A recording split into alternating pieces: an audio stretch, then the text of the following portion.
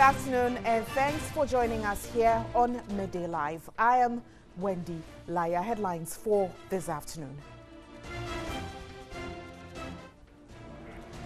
Refuse and girls Techiman in the Bono Ahafo region.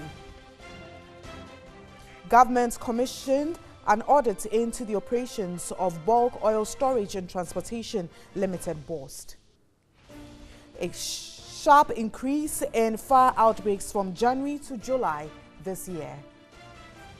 At Ghana, Banking Human Resource Survey questions banking sector targets.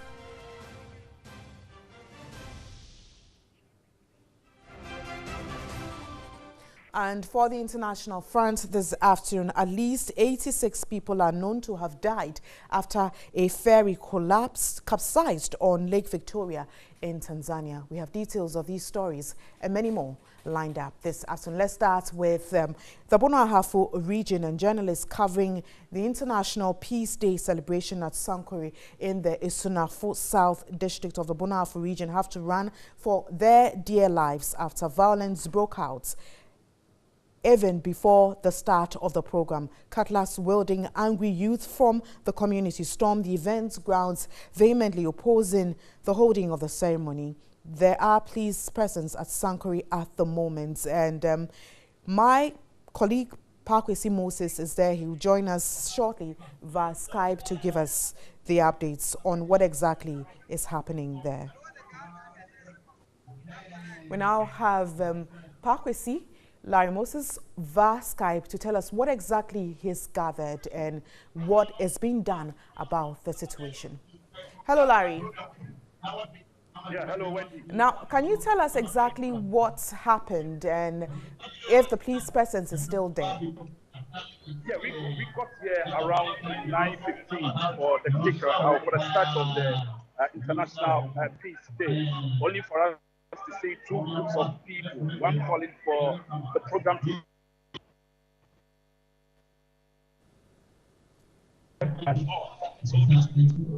clash the two groups. One was holding machetes, others were calling for the program to come.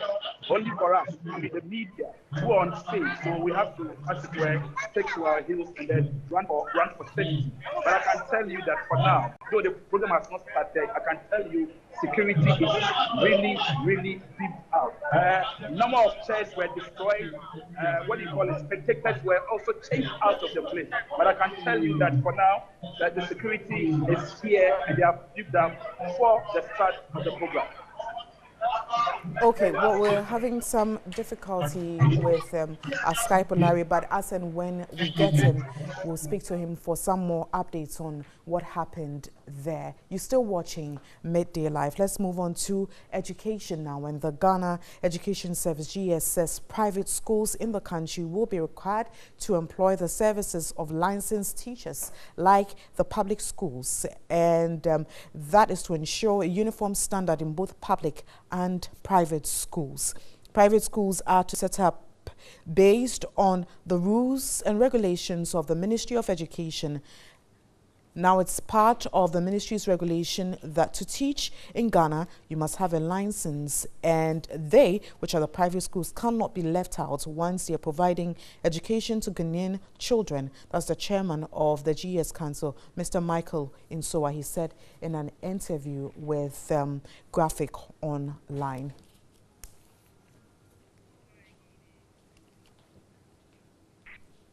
The Ghana Education Service, GS, says private schools in the country will be required to employ the services of licensed teachers like in the public schools, and that is to ensure a uniform standard of both public and private schools. Now, according to the chairman of the GES, Mr. Michael Insoa, in an interview with Graphic Online, indicated that the private schools are set up based on the rules and regulations of the Ministry of Education, and it's now part of the ministry's regulation that to teach in Ghana, you must have a license, and the private schools cannot be left out once they're providing education and to Ghanaian children.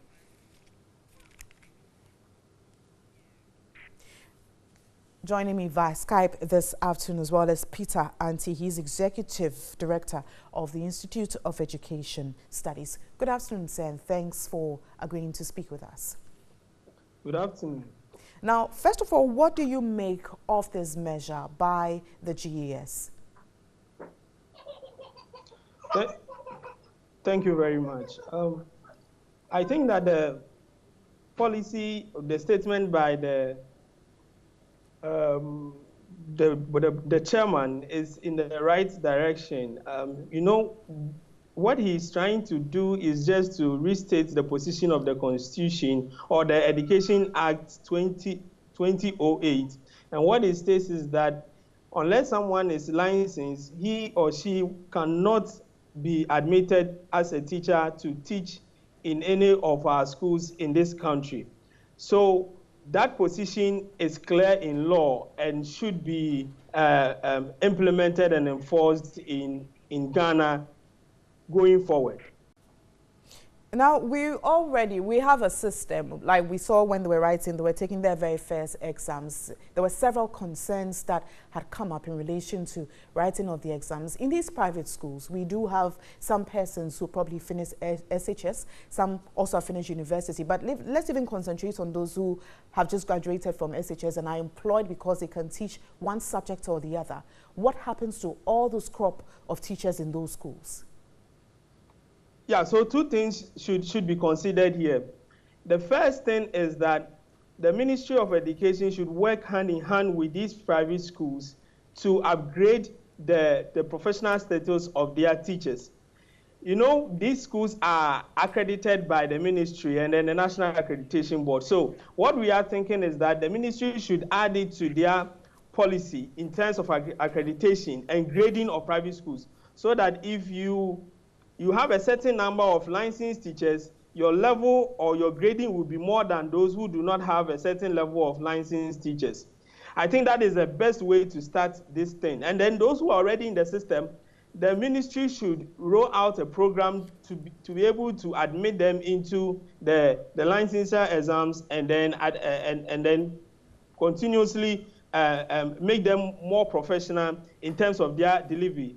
Two, it is also imperative on the individual teachers, I mean the people teachers, that's how we call them, the people teachers, to understand that the fact that they are not licensed and they are teaching as people teachers, their value, I mean their economic value, will continue to be less. So these the owners of private schools will continue to take advantage of them, and it is important that they take measures to upgrade themselves in order that they will be able to charge more or their economic value in terms of what they are offering to the various private schools can be elevated or improved. So it is two things: the individual teacher himself, and then the Ministry of Education, in collaboration with the various private schools, should all come together and make sure that these guys who are already in the system teaching without even in the normal diploma in education, they should find ways and means to roll out programs. There are a lot of distance programs going on. There are a lot of sandwich top-up programs going on.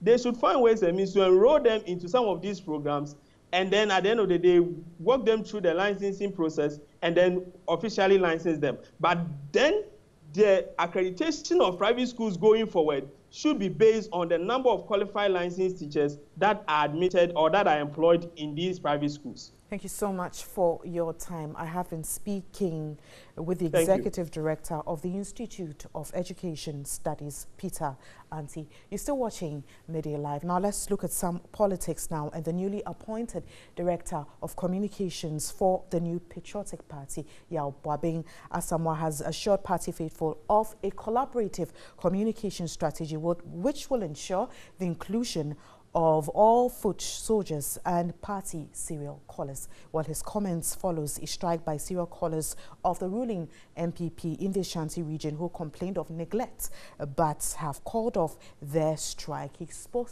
exclusively to my colleague Salom Amenya. The party announced the appointment of deputy national officers and directors to help in its day-to-day running for the next 4 years. The Member of Parliament for the Adentan constituency, Yao Boabing Asamoah, is now the new Director of Communications.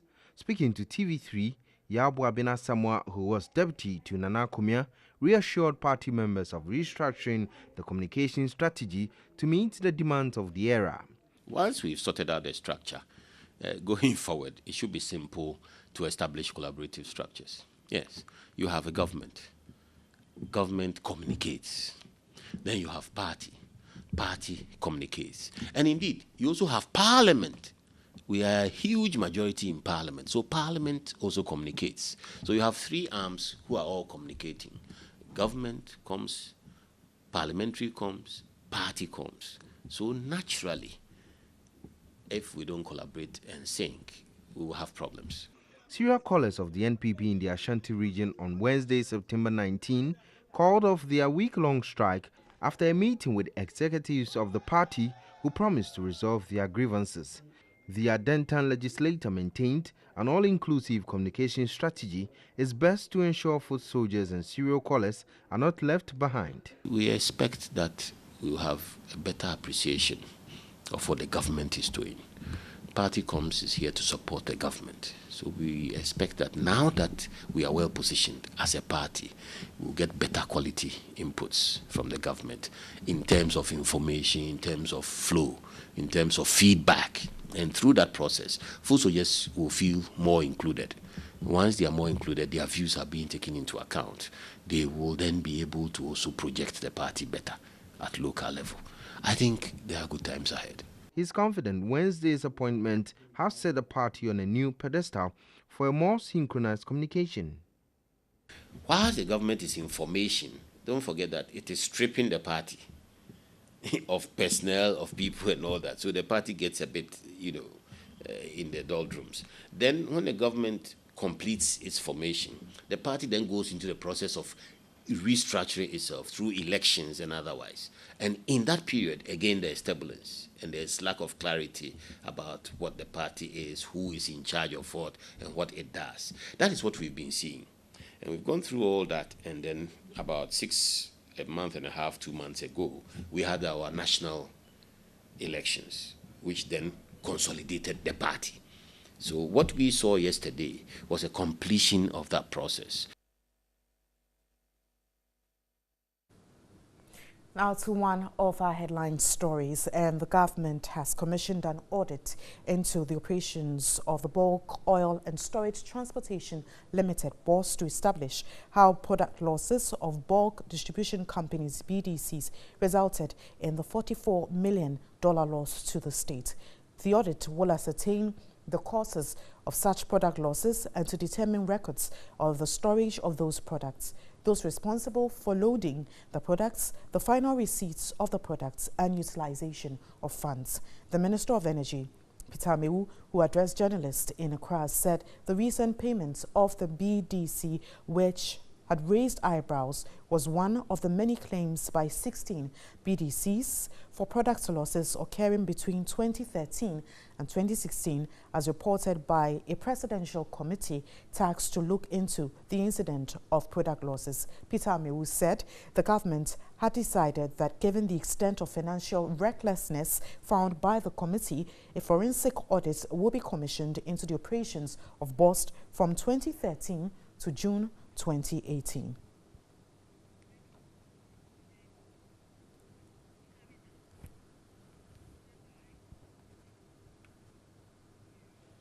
Let's look at some more stories now. And the Paramount Chief of Jamestown, Ingleshi Alata, says he intends to establish a fisheries school at Jamestown to train the youth in modern fishing methods and practices. Outlining his strategy development plan, Oblimpong Wiche Kojo said educating the youth was one sure way to improve the lot of the people. The people of Jamestown will live a happy and fulfilled life if there are jobs, especially for the youth. In this regard, it is my plan to lead the modernization of fishing in Jamestown, since quite a chunk of the inhabitants are fishermen and fishmongers. In this global technological era of the 21st century, the fishing industry have long said goodbye to canoe fishing and the obsolete methods of preservation and marketing. Fishing is a major vocation in Jamestown and will see a major transformation under my reign. It is my intention to establish a fishing school to educate the youth on modern fishing methods and practices to keep fishing alive and vibrant, and to establish a fishing company. The Jamestown manager, known in private life as Dr. Prince William Ashley Bruce Quay, stated sanitation and security will be paramount during his leadership. He promised to set up a Jamestown Development Agency to facilitate and accelerate the development of the traditional area. He underscored the need for the township to leverage on its tourist attractions for the benefit of its people and the entire country. I intend to push for the refurbishment of the old harbour and assist in the rehabilitation of old buildings. Jamestown also has a beachfront, which will be exploited for the good of the inhabitants and visitors. It is my intention to lead the crusade for the development of the beach into a world-class recreational area. To this end, a Jamestown Tourist Development Company will be set up to coordinate all tourism-related activities. Jamestown is a cosmopolitan mix of people. The town developed after the construction of James Fort by the British in 1674.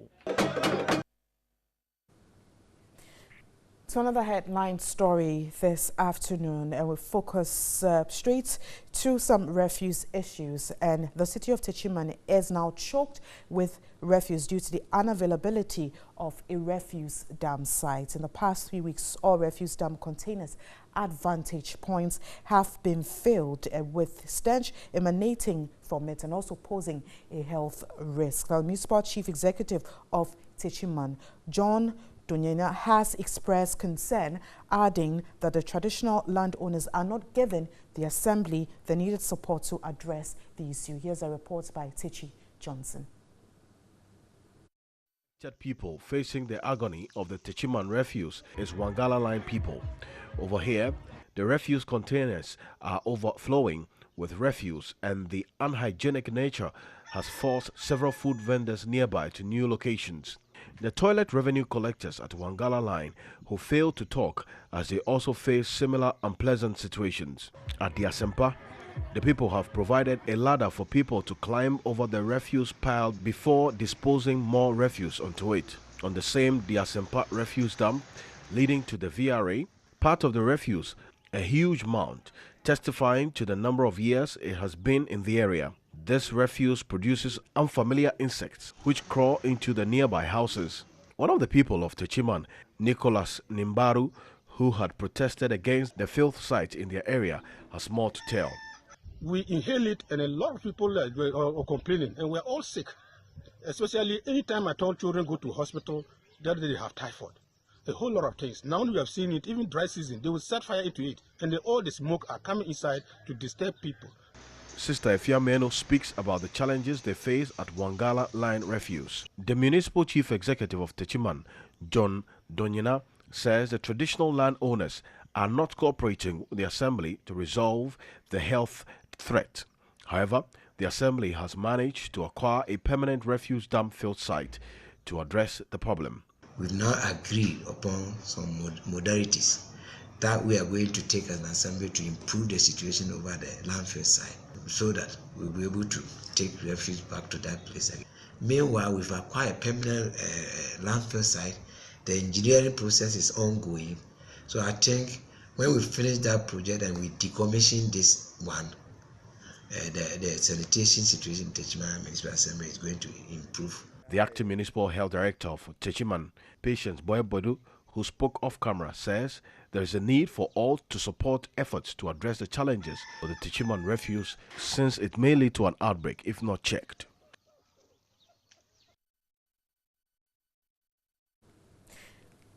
Let's move up north, and to a sad story here. A sub-chief and resident of Stanzo in the Kumbungu district of the northern region has allegedly been shot dead Thursday, September 20. Chief Mumen, 39, was shot in the Kumbungu Palace at about 11 p.m. during the Far Festival celebration. The brother of the deceased has been speaking about his death. Around 11 thereabout in the evening. So he left some place called Chanjiao. That is where he's a sub chief. Okay. And he left there after their own, and he came to Kumbungu for Kumbungu 1. And after the chief had finished and was going back, he was following the convoy. And then there is one man called the Zaki. He shot the big gun. He shot it. And before, people realized he was held at the chief palace. But when we went to the hospital, they said they have removed him for the spiritual, people for removing the bullet. Okay. Not knowing that he was, dead, and they sent him to the mortuary. Oh, so we're there. He was dead, but they didn't tell you the truth that he was dead. Yes. Okay. So we were waiting. We couldn't hear anything. Somebody told us secretly that if we are waiting for him, he's already dead. So they send him to the mortuary. Let's go to the phone lines and speak to Zubeida Ismail, our Northern Regional Correspondent. Hello, Zubeida. Yeah, hello.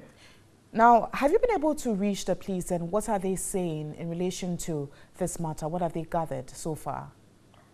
For the police is yet to make an official statement on this, but then just like you play that voice, that's a brother to the sub chief, and then he has told us that he has not seen their body. But right after I spoke with this brother, I spoke with the boy of this sub chief. I mean, one of his servants. And then he tells me that he has seen the corpse of the late Haruna Momin. And then, according to him, he was shot around the right ear. So the bullet penetrated through his head from the right ear. And he can confirm that, yes, he has seen the corpse of this person.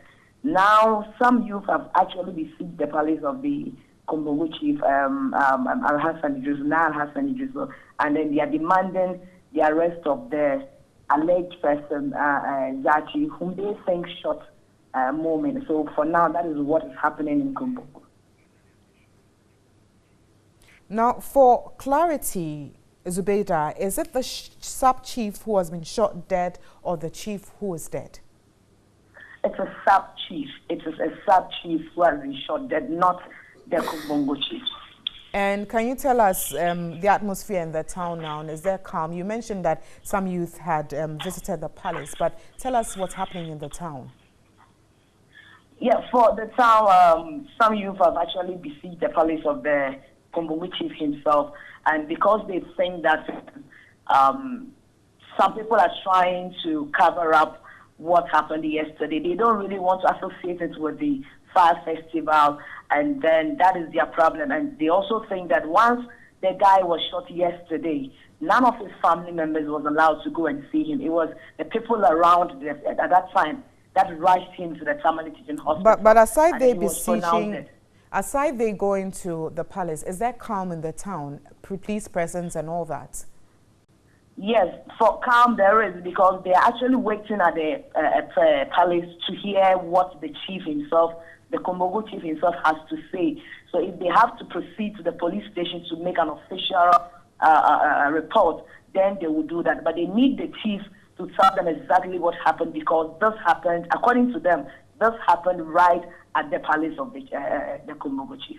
Well, thank you very much, Zubeida Ismail, for that update. She'll bring us some more as and when she gets some information on this very story, which we're following. Next, it's time for you to air your very own stories on MTN Video Reports. And our citizen journalist, Dodovi Mensah, reports on the Halo Trench caused by erosion at Bamboy in the northern region.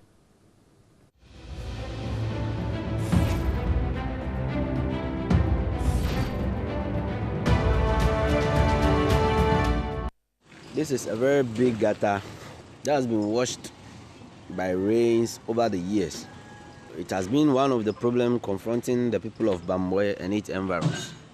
This erosion has eaten all over, getting into the road that leads to the Black Volta. All access roads very soon will be blocked, and there will be no way to go into the Black Volta to fetch water. People have been using this place as a refuse dump.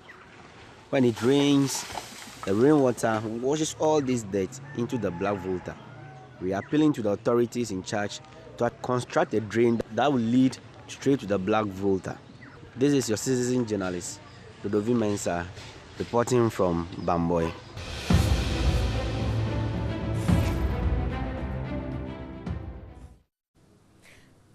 So like Ludovic Mensah, you can also send your video report to our WhatsApp platform 05514333044, 05514333044. This is still Midday Live. Do stay with us.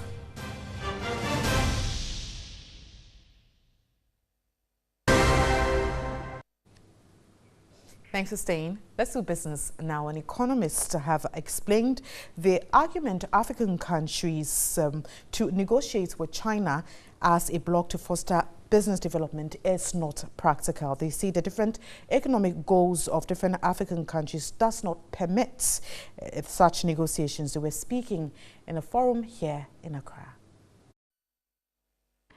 The volume of trade between Ghana and China has risen over the years.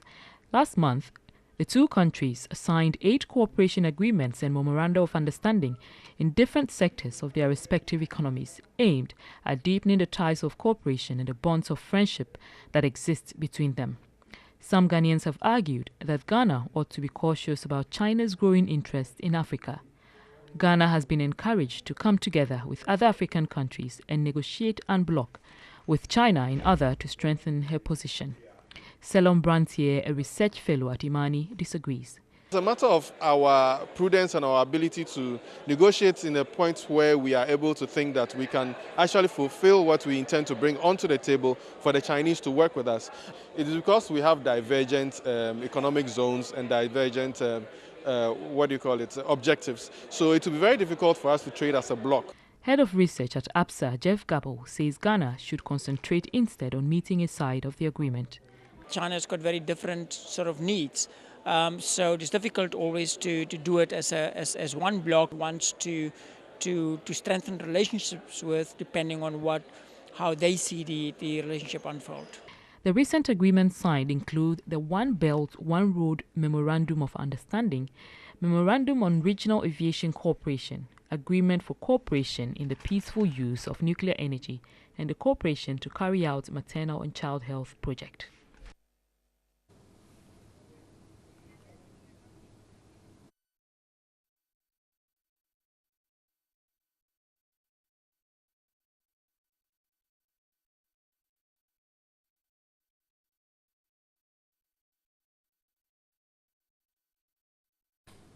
You're still watching Midday Live. We have more soon.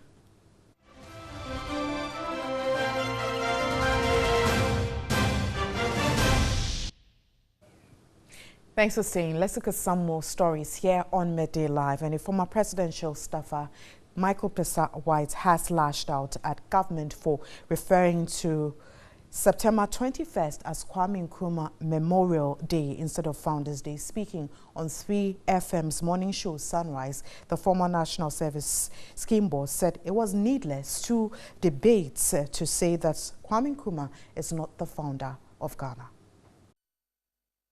The Interior Ministry, in a statement, noted that September 21 is a statutory holiday and directed that the day be observed accordingly.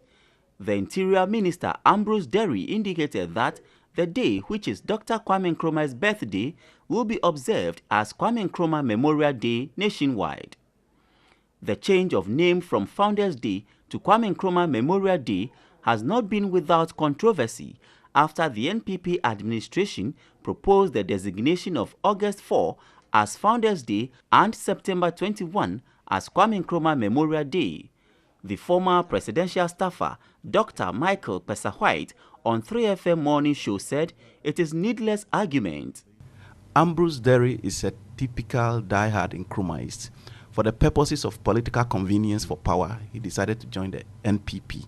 Nobody can begrudge him. But we must have something we call politics of principle. Politics of principle. One will expect that people like Ambrose Derry, Freddie Blay, and others who have moved into the MPP, we use the opportunity of being there now to actually articulate and educate some of their colleagues over there, rather than just join the bandwagon.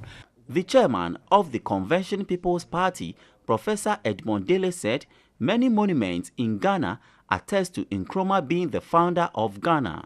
The past is there, but then people will look at it and that. But certain things which are actually undeniable, you go to, where do you go and you don't see the monuments saying that this was the man who was the leader of the party that brought independence to Ghana. Expressing his views on recent happenings, Professor Dele said the CPP was never consulted on the Free Senior High School, even though Nkrumah championed a lot of educational plans. I'm the chairman and leader of the CPP. Nobody consulted us as a party on our views. And that is why it is stated here that even though you may think it's good, but it is partisan. Were we consulted? The opposition parties, at least, not me. And I don't think the NDC was involved. So this is our problem. And you see that my trend is that when it comes to Ghana, at least in the name of our Lord Jesus Christ, let us leave this partisan politics apart.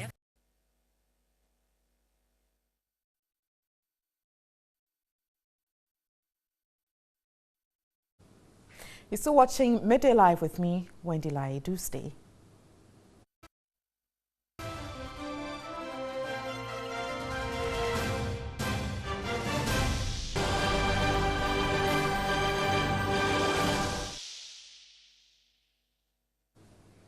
Thank you very much indeed, Nana Kojofre. Let's do international news, as he mentioned, and at least 86 people are known to have died after a ferry carrying hundreds of people capsized on Lake Victoria, Tanzania, officials say.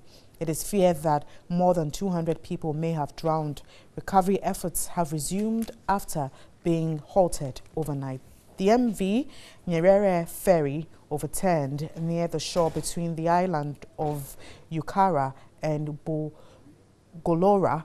It is thought that the overload vessel tipped over and crowds on board moved to one side as it docked. Local media say the ferry's official capacity was 100 people, but officials say the vessel was carrying more than 400 passengers when it capsized. News reports say the ferry's engines were recently replaced after the local MP complained about the previous one.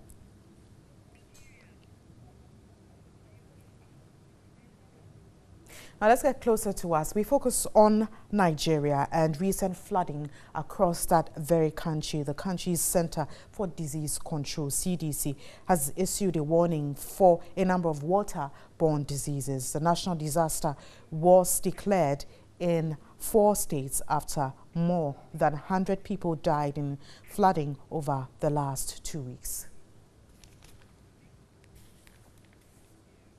Next, we have entertainment news. For our entertainment story this afternoon, we focus on our own, which is Ghana's most beautiful, and the next search for the GMB Queen will officially kickstart on Sunday, which is tomorrow, September 23, with a fashion show. Expectedly, contestants are poised to leave no stone unturned, and that will be on Sunday, September 23. Celebrated actress Yvonne Nelson, who doubles as a tourism ambassador and a model, has been guiding the contestants through some modeling and posing tips. The stakes are high, but the ladies have no option than to live up to expectation and make their regions proud. The queens have been putting themselves in shape for the maiden stage performance. I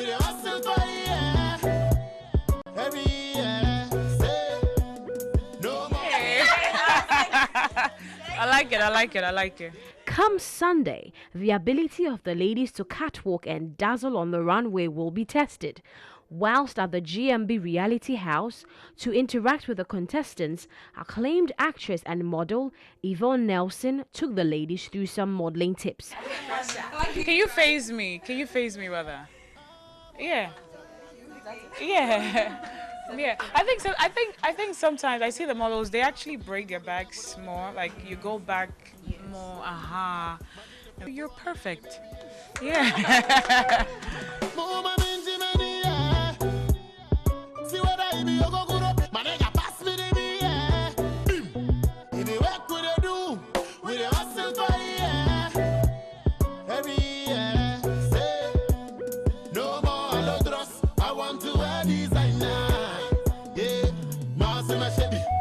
Hey.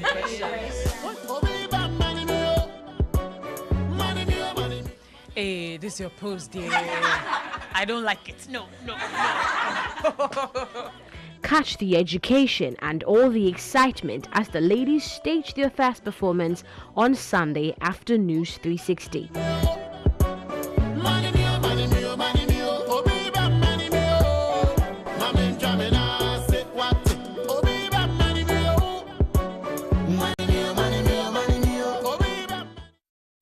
I'm sure you won't miss it. Ghana's most beautiful is this Sunday at 8. That'll be all for this afternoon. Enjoy the holiday. My name is Wendy Lyon. Thanks for watching.